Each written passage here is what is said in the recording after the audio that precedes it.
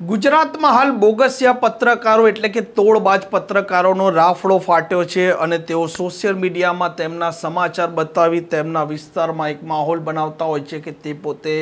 પત્રકાર છે, પરંતુ વાસ્તવિક રીતે ન તો એક સ્ટોરી લખી પણ શકતા હોય છે કે ન એક સ્ટોરી છે તેની રજૂઆત પણ કરી શકતા હોય છે કે સમાચાર પણ બનાવી શકતા હોય છે। ગૃહ રાજ્યમંત્રી હર્ષ સંઘવી પણ ભૂતકાળમાં કહી ચૂક્યા છે કે જે આ તોડબાજો છે આ તોડબાજોને હવે જેલ ભેગા કરવાના છે અને હવે ગુજરાતમાં પણ આ કહેવાતા બોગસિયા પત્રકારો છે તેમના વિરુદ્ધમાં પણ એક પછી એક ગુના દાખલ થઈ રહ્યા છે। વૈષ્ણવજન તો તેને કહીએ જે પીડ પરાઈ જાનાને રે। નમસ્કાર, આપ જોઈ રહ્યા છો નવજીવન ન્યૂઝ। હું છું આપની સાથે તોફિક ગાંચી। કોઈ પણ પત્રકારો છે તે પત્રકારને તેના વિસ્તારમાં ક્યાં જ્યાં તે કામ કરતા હોય છે ત્યાં એને માન મોભો અને સન્માન મળતું હોય છે અને ચાહે વહીવટી તંત્રના અધિકારીઓ હોય, પોલીસ હોય, રાજનેતા હોય કે કોઈ પણ સામાન્ય વ્યક્તિ હોય તે આ પત્રકાર છે તેને સન્માન આપતા જ હોય છે। પરંતુ જેમ જેમ સોશિયલ મીડિયાનો સમય આવ્યો, ડિજિટલનો સમય આવ્યો, તેમ હવે દરેક વ્યક્તિ પત્રકારના નામે રોલા મારી રહ્યા છે, તોડ કરી રહ્યા છે અને લોકોને ડરાવી રહ્યા છે। અને આવી સ્થિતિમાં વાસ્તવિક રીતે જે પત્રકારો ખંતથી ઈમાનદારીથી કામ કરતા હોય છે તેમને હંમેશા વેઠવું પડે છે। આ તોડબાજ પત્રકારો છે તે સીબીડી તરીકે ઓળખાતા હોય છે અને આ સીબીડી અત્યારના સમયમાં સ્ટોરીના નામે, માર્કેટિંગના નામે તેમણે તોડ કરવાના ધંધા ચાલુ કર્યા છે અને આ તોડબાજ પત્રકારો પણ હવે 2 નંબરના ધંધા પણ ચલાવી રહ્યા છે। પરંતુ જ્યારે તેમના દિવસો ભરાય છે ત્યારે તે પોલીસના ચોપડે નોંધાય છે અને અંતે જેલ ભેગા પણ થતા હોય છે। રાજકોટમાં જ આવી ઘટના સામે આવી છે જેમાં 3 પોતાની જાતને પત્રકાર તરીકે ઓળખાવતા હતા આ કહેવાતા પત્રકારોએ ગાંધીગ્રામ છે ત્યાં એક નિધિ સ્કૂલના જે સંચાલક છે તેમની અંગત પડોનો એક વિડીયો મેળવ્યો હતો અને તેના નામે તેમણે 25 લાખ રૂપિયાની ખંડણી પણ માંગી હતી। આ 3 આરોપીઓમાં મુખ્ય આરોપી છે આશિષ ડાભી, બીજો છે એજાજ અને ત્રીજો છે ધર્મેશ। આ 3ને રાજકોટ ક્રાઇમ બ્રાન્ચે દબોચ્યા છે અને આ મામલે ડીસીપીનું નિવેદન પણ સામે આવ્યું છે। રાજકોટ શહેર ક્રાઇમ બ્રાન્ચને એક ફરિયાદ ગઈકાલના દિવસમાં મળી હતી કે જેની અંદર ફરિયાદી જે છે તેઓના દ્વારા એવું જણાવવામાં આવ્યું કે તેઓની જે ઓફિસ છે તેના સીસીટીવી કેમેરા કોઈએ હેક કરી લીધેલા છે અને એ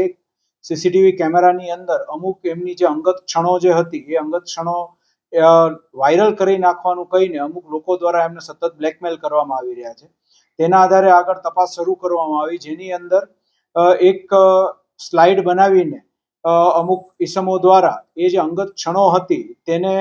એનો સ્ક્રીનશોટ લઈને વાયરલ પણ કરવામાં આવેલો હતું જેના કારણે જે ફરિયાદી હતા તેઓની જે રેપ્યુટેશન હતું એને ખાસું નુકસાન ગયું હતું અને ત્યારબાદ તેમને સતત જો આ બાબતે કોઈ પણ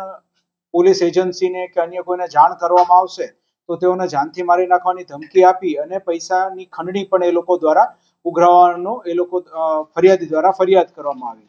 આ જે ફરિયાદ તેઓના દ્વારા જે કરવામાં આવી તેના આધારે પછી જે ક્રાઇમ બ્રાન્ચના ઓફિસર્સ છે તેઓ દ્વારા વ્યવસ્થિત એનું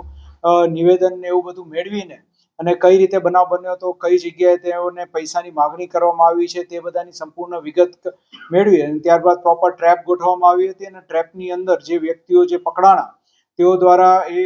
જણાવવામાં આવ્યું હતું કે એક પર્ટિક્યુલર વ્યક્તિ છે જે આશિષ ડાભી નામનો તેના કહેવાથી અને તેની સાથે મળીને તે લોકોએ આખો પ્લાન બનાવી એક પર્ટિક્યુલર મિશન એવું એક એ લોકોએ નામ પણ આપ્યું હતું પોતાના આખી આ જે એમણે જ્યાં બ્લેકમેલિંગ કર્યું હતું તેને અને એ મિશન હેઠળ તે લોકો દ્વારા આ પૈસાની માગણી કરવામાં આવી હતી। અત્યારે ટોટલ 3 લોકોની ધરપકડ ક્રાઇમ બ્રાન્ચ દ્વારા આ ટ્રેપ કરીને કરવામાં આવી છે જેની અંદર ધર્મેશ નામનો એક વ્યક્તિ છે, એજાઝ નામનો એક વ્યક્તિ છે અને આશિષ ડાભી નામનો એક વ્યક્તિ છે અને જે વ્યક્તિ પાસેથી આશિષ ડાભીને આ જે સીસીટીવી કેમેરા મળ્યા હતા એ વ્યક્તિની શોધખોળ હાલ શરૂમાં છે। ટોટલ આ લોકોએ 25 લાખ રૂપિયાની ખંડણીની માગણી કરી હતી અને જે સીસીટીવી ફૂટેજીસ છે એ થોડા અમુક 7 થી 8 મહિના જૂના પુરાણા છે જે તે લોકોએ મેળવ્યા હતા। જેણે આ સીસીટીવી ફૂટેજ જે છે એ લીક કર્યા એ વ્યક્તિની શોધખોળ હાલ શરૂમાં છે અને એને ભવિષ્યમાં પછી આગળ કાયદેસરની કાર્યવાહી તેના વિરુદ્ધ પણ કરીશું। આમ રાજકોટ ક્રાઇમ બ્રાન્ચના આ ડીસીપીનું કહેવું છે કે આ 3 આરોપીઓ આ સ્કૂલના સંચાલકનો સીસીટીવીનો વિડીયો મેળવ્યો હતો અને જે પોતે સોશિયલ મીડિયામાં થોડો ચલાવ્યા બાદ તેમણે 25 લાખ રૂપિયાની ખંડણી માંગી તેના મામલે જ્યારે પોલીસ પાસે માહિતી આવે છે, તપાસ કરવામાં આવે છે અને અંતે આ 3 આરોપીઓને ઝડપી લેવામાં આવે છે અને જ્યારે જે ચોથો આરોપી છે જેણે આ વિગતો આપી છે તેની પોલીસો વિગત નીકાળી રહી છે અને તેને પણ ટૂંક સમયમાં ઝડપી કાયદેસરની કાર્યવાહી કરવામાં આવશે તેવું આ ડીસીપીનું કહેવું છે.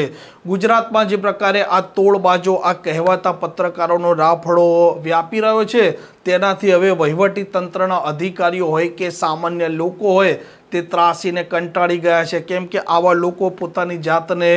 પત્રકાર છે તેવું કહી લોકો પાસેથી સન્માન મેળવતા હોય છે, પરંતુ વાસ્તવિક રીતે તે તોડના ધંધા અને 2 નંબરના ધંધા કરતા હોય છે. તે એક સત્ય હકીકત છે. આ પ્રકારના સમાચાર, પ્રકારના અહેવાલ માટે નવજીવન ન્યૂઝની આ ચેનલ જોવાનું ને સબસ્ક્રાઇબ કરવાનું ભૂલતા નહીં. નમસ્કાર. વૈષ્ણવજન તો